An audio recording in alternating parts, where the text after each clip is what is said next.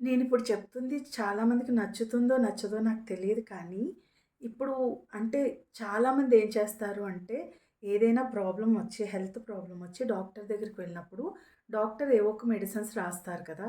రాయగానే ఇంటికి రాగానే గూగుల్‌లో ఆ మెడిసిన్స్ సైడ్ ఎఫెక్ట్స్ ఏంటి అని వెతుకుతున్నారు. అది చాలా చాలా తప్పండి. అంటే నేను అంటే సైడ్ ఎఫెక్ట్స్ ఉండవని చెప్పను. ప్రతి మెడిసిన్‌కి సైడ్ ఎఫెక్ట్ ఉంటుంది. ఉండదు అని నేను అస్సలు అనను. ఈవెన్ మీరు రైస్ అని కొడితే కూడా సైడ్ ఎఫెక్ట్స్ ఉంటాయి. రైస్‌కి సైడ్ ఎఫెక్ట్స్ ఏంటి అంటే దానికి చూపిస్తుంది. కానీ ఒక విషయం చెప్పండి. ఒకవేళ నిజమే మీకు సైడ్ ఎఫెక్ట్స్ వీటికున్నాయని తెలిసింది. మీకు హెల్త్ బాలేనప్పుడు ఆ మెడిసిన్స్ వేసుకుంటారా? వేసుకోరా? వేసుకుంటారు కదా! తగ్గాలి అంటే వేసుకోవాలి. వేసుకోవాలి అంటే సైడ్ ఎఫెక్ట్స్ ఉన్నాయని భయంతో వేసుకుంటారు.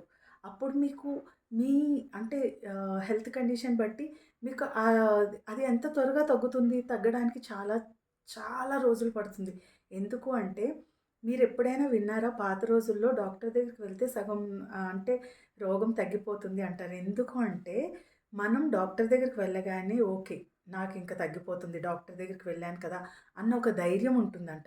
మనకెప్పుడైతే ధైర్యం వస్తుందో మన బాడీలో ఇమ్యూనిటీ పవర్ పెరుగుతుంది. అదే భయం ఎప్పుడైతే వస్తుందో ఇమ్యూనిటీ పవర్ తగ్గిపోతుంది. మనం భయంతో ఎలాంటి మెడిసిన్ యేసుకున్నా అది మనకి పని చేయదనమాట.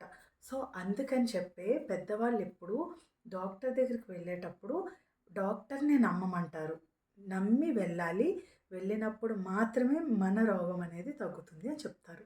కాబట్టి నెక్స్ట్ టైమ్ వెళ్ళేటప్పుడు మీరు అన్నీ అలా గూగుల్ చేసుకొనైతే వెళ్ళకండి. ఇది నా సజెషన్.